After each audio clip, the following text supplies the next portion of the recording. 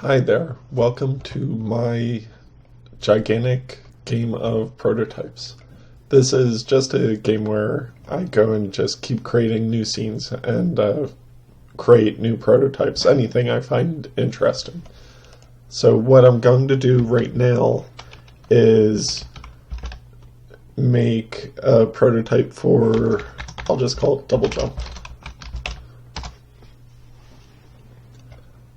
And I already have some actors around, and the one that I like to use a lot is a little blue mochi. So we've talked about movement quite a few times. In the Flappy Bird game, there was gravity. Gravity, of course, being a motion that you as a player is not controlling. It's what the game is controlling. And then different motions that you can do by clicking buttons or tapping on the screen.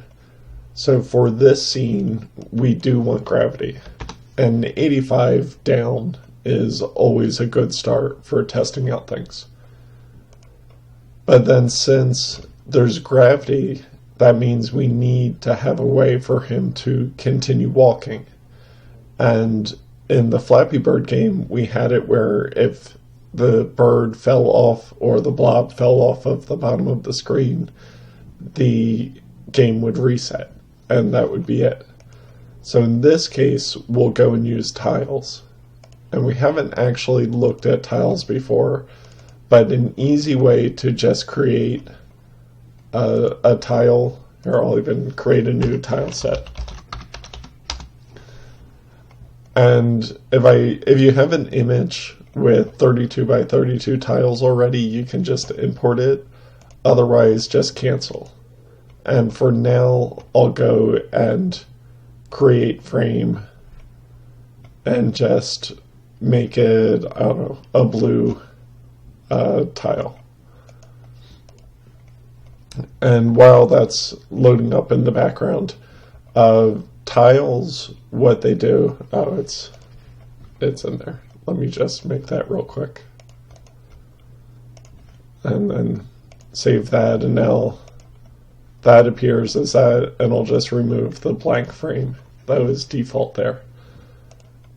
And if I move it over, you can see this tile now is blue in the A1 spot. For it to be a ground that he's walking on, you'll need to switch the collision box. Just like how actors can have a collision box, tiles can also have it. And you can see a lot of really neat things. If you want cool slopes or different types of ceilings and angled things, half of blocks, you can even create your own by clicking the plus sign. But in this case, I'll keep it simple and just pick the normal square collision. Now that I have a tile, I can go and place them below the character in the scene.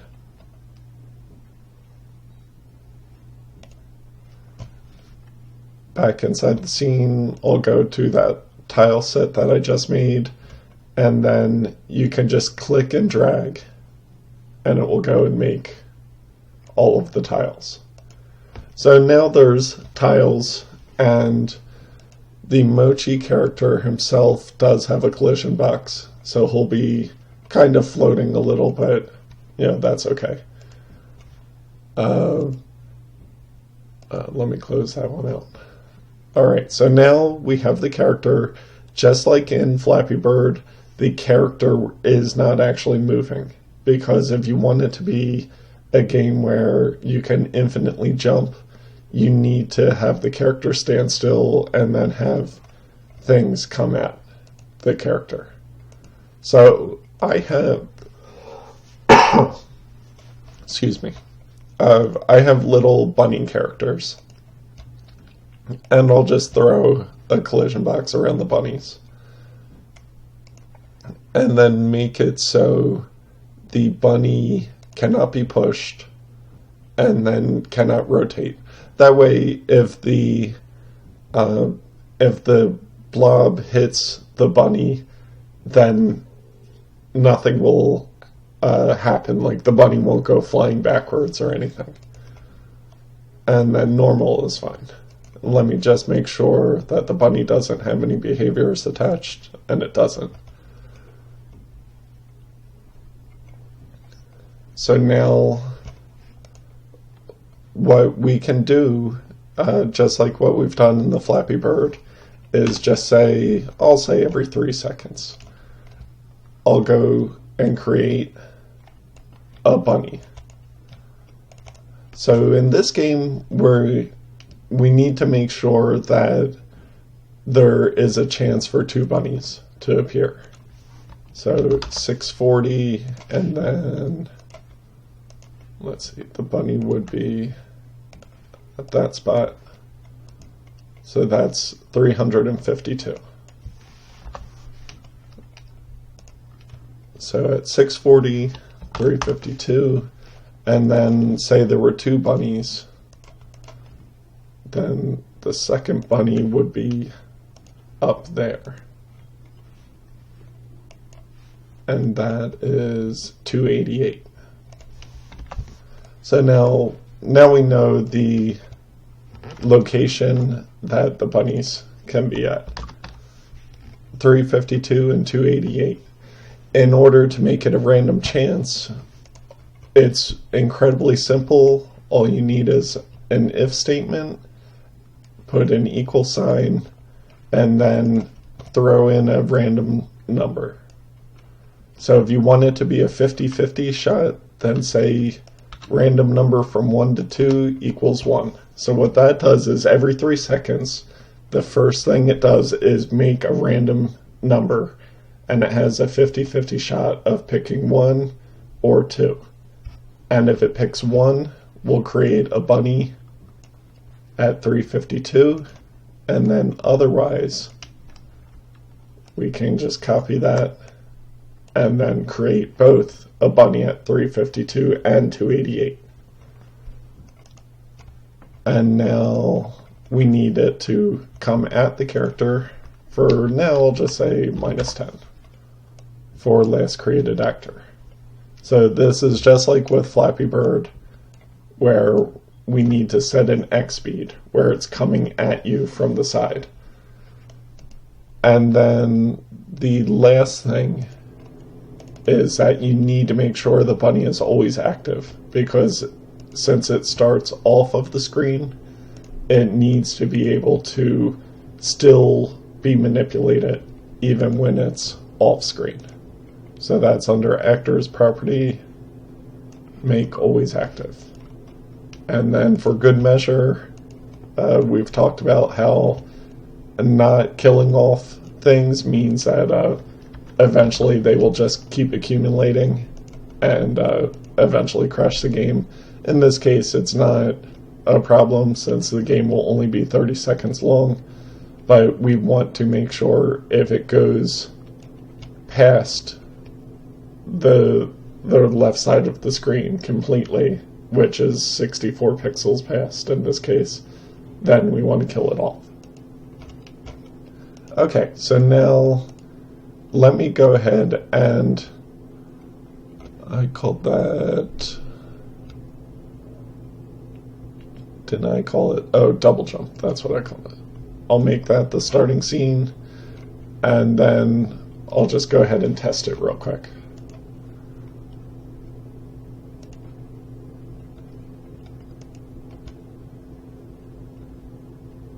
Alright, so now what we'll see, of course, is I don't have any controls for how the player moves.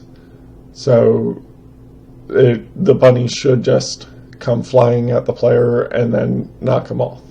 But there's no way to lose either, so the bunny should just keep coming. Okay, there. Well, the -20 seems a little bit slow. But let's see, there should be a 1 bunny coming at some point. Oh, there's a 1 bunny. So it just so happened that 4 times in a row it was 2 bunnies, and now 4 times in a row it was 1 bunny. So that's okay. You want it to have variability, and of course you'll probably want it to be a little bit faster than that. So let's jump back into here. The first way that we can do it, of course, is if the mouse is pressed, then we want to push the blob up some. So I'll just say, for now, -30, and that would be the Y speed. So if mouse is pressed, set the Y speed to -30, and that will make him push up into the air. And since we have physics of 85, gravity facing downward, the blob will come back down. But of course that doesn't help with a double jump. So what we want to do is say, let's see,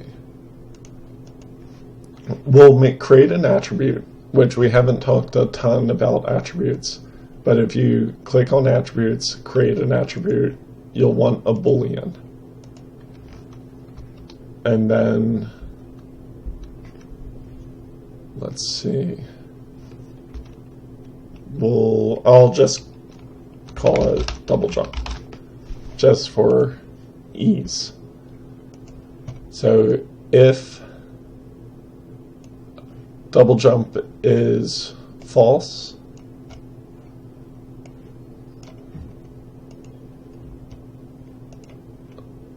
let's see, if double jump back under attributes, we'll set double jump to true. And then if, or I guess then otherwise. Actually, what I'll need two things. So instead of having a boolean, make it a number. So sorry about that. So let's see, we'll set double jump to double jump +1. There we go. Double jump. And then under numbers and text is where you can find the plus symbol. So here, after the mouse is pressed, it will set double jump to +1. And then what we would want to do is say, if double jump is less than or equal to 1, then it's allowed. Because see, in this case, you click once, it would set Y speed to -30, and then set double jump to +1, so double jump would equal 1 in that case because it starts at 0. And then you press again, which would be your double jump, and that would cause it to be set to 2, because it would be 1 + 1 = 2, and then you cannot press anymore because it will shut off, since it's not less than or equal to 1 anymore. And then what we would want to do is say, if the character is equal to 352, set double jump to 0, meaning you can jump again. So set double jump to 0. And that's if the the Y equals 352.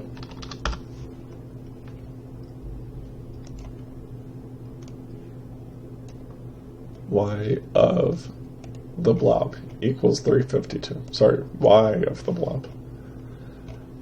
So now anytime the blob is on the ground, double jump will be set to 0. Anytime you're clicking and the blob is being thrown into the air, double jump will be accumulating every single time you jump. In this case, it's not I don't think it hits exactly what you're looking for, because the it will be more like the Flappy Bird, where you hit and he kind of flies into the air. What I think you're looking for more is having a specific thing to happen where he jumps 2 tiles in height. So let's just test this first, and then we can play around with it some more and change it around. And I'll show you what I mean with how the double jump is. It's more like in the platformer games where you can jump twice in the air, where you start getting pulled down by gravity, and then it's almost like you're on a platform still, and you can jump a second time. So here's this. So we go and, oh no. Well, of course we would have to change it, but obviously that didn't work for those needs. But this at least tells you one way of doing a double jump. So let's pull those out, and then we can go and create just, let's see, jump button.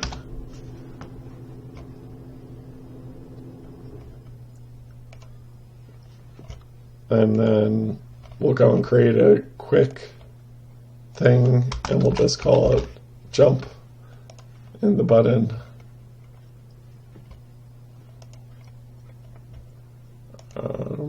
It didn't save.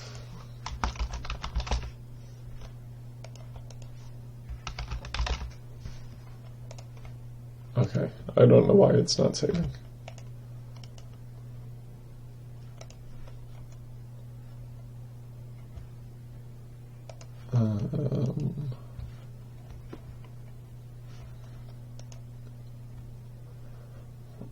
Okay, well, I don't know why that's not saving. That doesn't make sense. So let's try closing that and reopening it. Edit.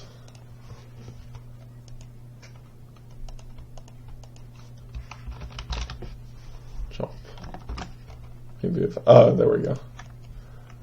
Okay, so now we have a jump button, and then we'll call it cannot move in the physics, because we don't want it pulled down by gravity. And now let's make a double button. Create. And dump. Okay, so I just made a couple really simple buttons. For a published game, of course, you would want better graphics. But now I can place these into the scene. We'll just say jump on the left and double jump on the right. And now what we can do is go to input on actor.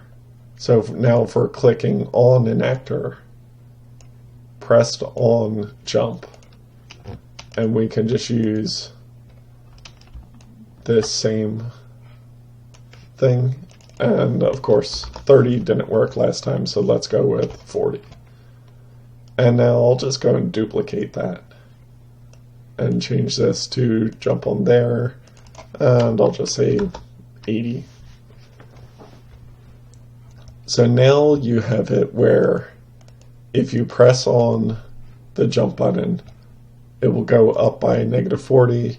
If you press on double jump, it will go up by -80 speed, meaning it will go a lot faster. And one thing, of course, you'd probably want to do is make some incentive to not just hit the double jump all the time. So maybe have extra coins or whatever above the single character, or single roadblock. And then if somebody's hitting double jump all the time, they're going to be missing those things. All right, so now here we go. Oh, we'll need double jump. Double jump, woo! And jump.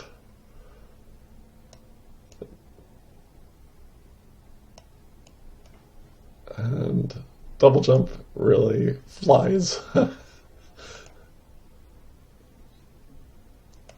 But anyway, this is a very simple method to get pretty close to what you're looking for.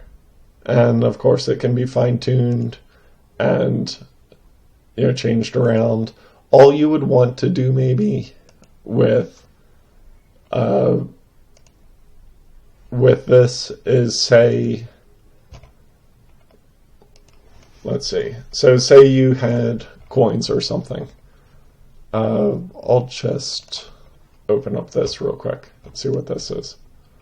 Oh, I remember this. This was for an escape the room kind of prototype.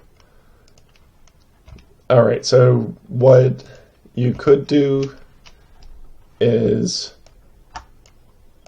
add in a second actor. And I don't think I have any behaviors or events.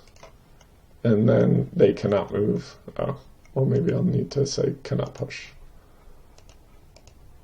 And then create the inventory where the second guy would be. So this guy right here. And instead make a coin or something. That then if you hit the coin, you actually collect it instead of getting hit. And we can talk about that later on, if you can't figure out the collisions. Because one thing you would definitely want is for this collision to be a sensor. A sensor means it doesn't push them back. You know how the bush and the sticks and the clouds and everything push back the character? A sensor means you can pass through it, but it still counts as hitting it.